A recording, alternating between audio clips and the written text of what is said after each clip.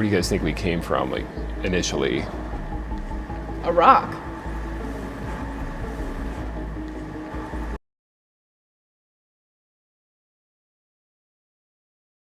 Now, I can't say for certain that this person is lying, but we know that Matt Powell does, and we know he always will. So I wouldn't put it past him to fake up something like this and have somebody, just play along with him. Hello everyone, welcome back to The Simple Skeptic. Yes, we're back with Matt Powell again. Please hit the subscribe button if you haven't done so already. Hit that little bell, you'll be notified every time a new video comes out. Hit the like or unlike, I can't tell you what to do, but a like would be preferred. Matt seems to think that everyone else is lying but him. Let's take a look at that. Many people believe that rocks are our first ancestors. Well, if anyone believes that rocks are our ancestors, check their heads. They've probably got rocks inside it. It is real, and that is what Darwinian evolution asserts. No, Darwinian evolution or any other kind of evolution does not assert that at all. And if you want to come right down to it, if you're talking abiogenesis here, how life started, that has nothing to do with evolution. Abiogenesis is a different topic. Despite everybody correcting him, he still says that, well, you believe, evolutionists believe we came from a rock. Except that no evolutionists ever believed that. Nobody, not one, not ever. And Aaron Ra is correct. No evolutionist says that we came from rocks. Jesusists say that we came from dust, which are little tiny rocks, lots of little tiny rocks. Kent Hovind is not a liar. Kent Hovind is not a liar? Kent Hovind lies about being a doctor. He got his doctor from, well, let's show you. It's Patriot University. It's a diploma mill run out of a house in Colorado. His claim that evolution teaches that life descended from a rock is a very correct claim. It's founded upon evidence. Matt, you are one of the reasons why I drink. It's hard to believe that a person with a good Welsh name like Powell can be such an absolute liar. And you're not even a good liar. You're a very poor liar because you can't even get your facts straight. You can't cover up your lies. Oh, but this reminds me, I'm going to start drinking right now, Matt, because I'm almost at the bottom of this bottle. And as I said, you're driving me to drink. It's Penderyn, a good Welsh whiskey. You can only get it at duty-free shops, which, considering the cost of the flight, makes it one of the more expensive whiskeys on the planet. Excuse me while I pour myself a shot here. Oh, you really should try drinking, Matt. It'd probably give you a better outlook on life, make you more rounded.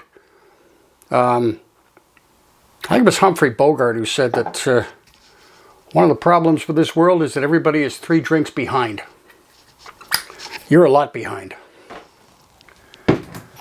Excuse me.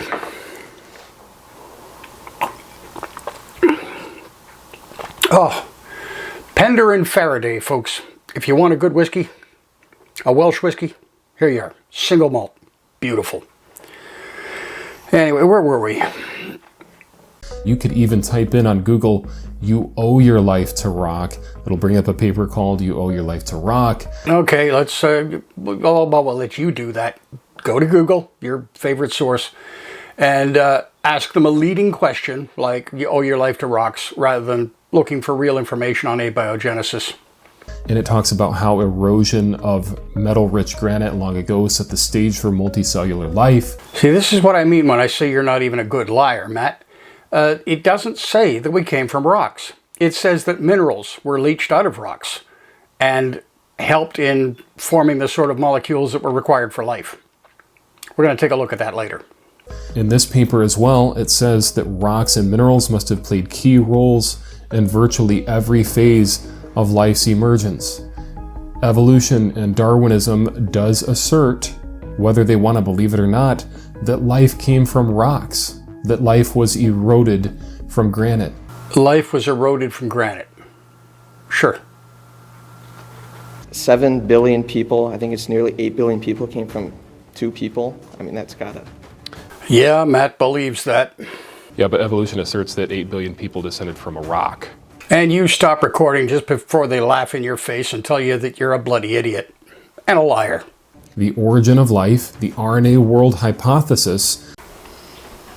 Holy crap, Matt! You got something right. RNA hypothesis. You didn't use the word theory. You acknowledge that hypothesis is something else. I'm going to give you points there, Matt. You're not back on my Darwin Day greeting card list, but that's pretty good for you. Asserts that the Earth was a hot molten ball of rock and that it got rained on for millions of years and it created soup. And out of that soup came you and I over generations and variations, that mutations caused single-celled organisms to morph into different types of animals. A very crude way of putting it, but you're basically on the right track. But single-celled organisms themselves did not morph into anything. They gradually came together as multicellular animals, and they gradually evolved. The single cells themselves did not morph into anything other than other single cells. Yes, people have claimed that life came from a rock. Aaron, you're bold-faced lying. Aaron is bold-faced lying? This week's winner of the Highly Polished Mirror Award is Matt Powell. Let's take a look at the actual constituents of DNA. We won't go into the RNA hypothesis because that is still a hypothesis. People are still working on it. Abiogenesis is not yet proven. I'm sure it will be one day. I hope it will be in my lifetime. But let's take a look at DNA, which we're composed of, and take a look at this claim that you make that we say we're evolved from rocks. Let's break down exactly what's in DNA. DNA is composed of nucleotides. There are 4 nucleotides, 4 molecules, and they are adenine, thymine, guanine, and cytosine. Let's take a look at what they're made of. Adenine is a molecule made up of carbon, nitrogen, and hydrogen atoms with the chemical formula C5H5N5. That's 5 carbon, 5 hydrogen, 5 nitrogen. Thymine is made up of carbon, hydrogen, nitrogen, and oxygen with the chemical formula C5H6N2O2. Guanine is an organic compound made up of carbon, nitrogen, hydrogen, and oxygen with the formula C5H5N5O. Cytosine is composed of carbon, hydrogen, oxygen, and nitrogen. Chemical formula is C4H5N3O. Matt, the only thing in all those molecules that could be called a rock is carbon. And yes, it may have come from rocks. It may have been leached out from rocks by rain.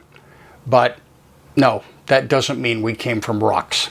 It simply means that a mineral, carbon, is part of us. That's all.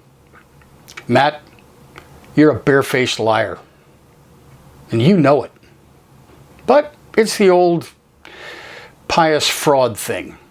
Lying for Jesus makes everything right. No. It still makes you a liar.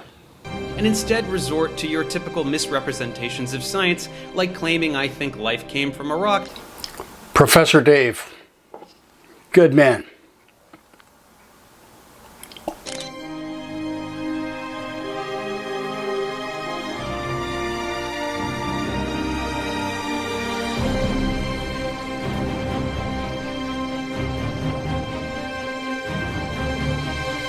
What I've noticed about Matt Powell in particular, because I've made more videos about Matt than I have about Kent. Hey, Creaky. Another good Welshman. Yeah, I've made more videos about Matt than I've made about Kent, too. Although I'm going to try to rectify that in the near future. Let's have a drink, Creaky.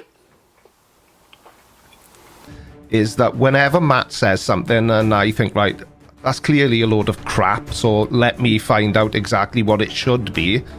Whenever he says anything, I can almost always only find any reference to that thing he cited on a creationist science website. Yeah, that's all he knows. Creation. He wouldn't know evolution if it crawled up his ass and played the bagpipes. You could even type in on Google You Owe Your Life to Rock. It'll bring up a paper called You Owe Your Life to Rock, and it talks about how erosion of metal-rich granite long ago set the stage for multicellular life. In this paper as well, it says that rocks and minerals must have played key roles in virtually every phase of life's emergence. Matt, not one of those things you showed said that we came from rocks. There's one that comes close, this one, but you're quoting a headline. Headline writers are notorious. Well, I think we've had enough of Matt Powell for one day. Let's get back to having some fun with some other stupid comments from other stupid creationists. And have a nice day, folks. Oh, damn, that's good stuff.